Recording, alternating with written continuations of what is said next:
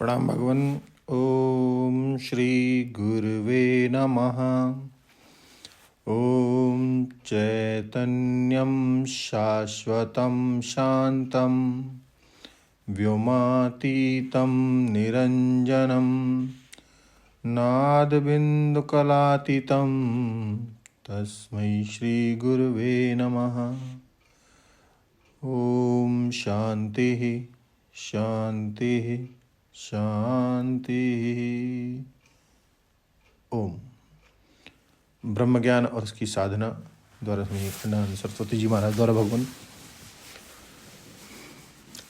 स्वामी जी व्याख्या कर रहे थे 13/16 की सब भूतों में अखंड चैतन्य।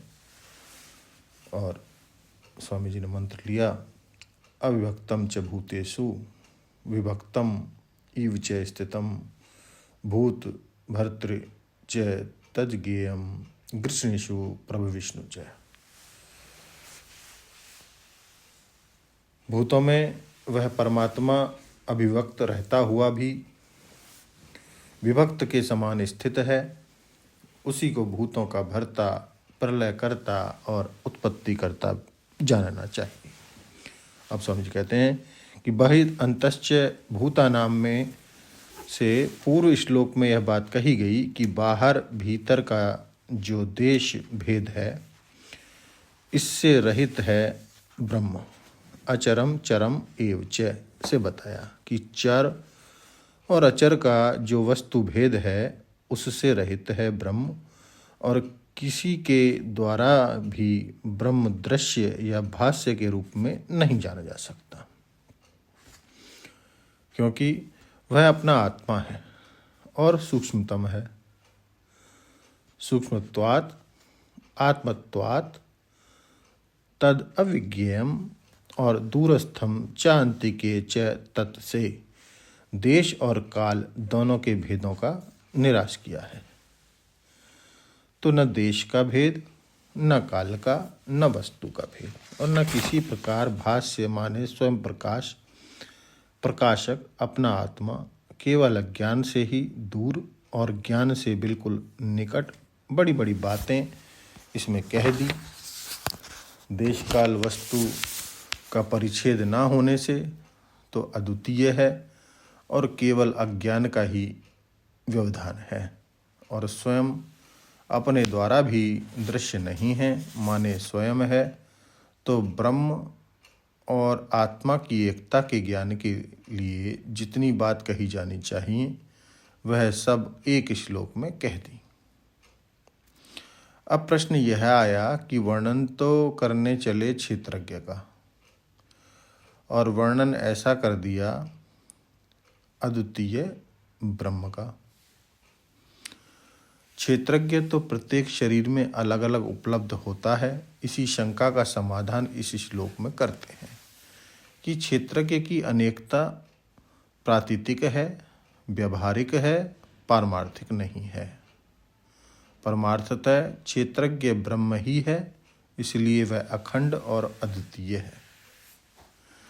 अच्छा, यदि यह क्षेत्रज्ञ परमात्मा ही है तो सर्वतः पाणिपादम, यह तो विश्वात्मा का जैसे वर्णन लगता है। सर्व इंद्रिय गुणाभासम,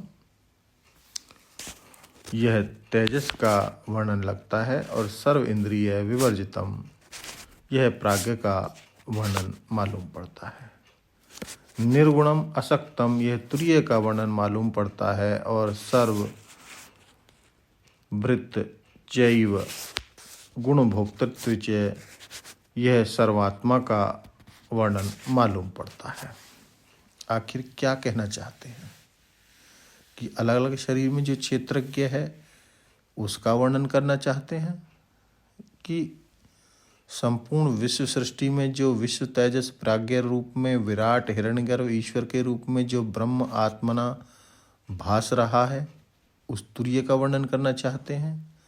तो बताते हैं कि अद्वितीयत्व पारमार्थिक है, सद्वितीयत्व प्रातिभाषिक है, अविभक्तम च भूतेषु, यह परमार्थ है, और विभक्तम इव च स्थितम, ईव माने प्रातिभाषिक, प्रातीतिक, भेद प्रातीतिक है और अभेद परमार्थ है। यह बात इस 16वें श्लोक के पूर्वार्ध में कही गई है। केवल वेदांत की भाषा में इसको आरूढ़ कर देना तावन मात्र ही इसमें व्याख्या का चातुर्य है और कुछ नहीं है। बात तो वही है, अविभक्तम च भूतेषु विभक्तम ईव च स्थितम। अब इसमें एक दूसरा प्रश्न है, पाना कि यह ब्रह्म का ही निरूपण है, क्योंकि ब्रह्म और क्षेत्रज्ञ एक ही है और ब्रह्म का जो लक्षण होता है वो तो जन्माद्यस्यता है। तो इसकी व्याख्या को और आगे बढ़ाएंगे भगवान अगले सत्संग में। ओम शांति ही शांति ही शांति ही। प्रणाम भगवान।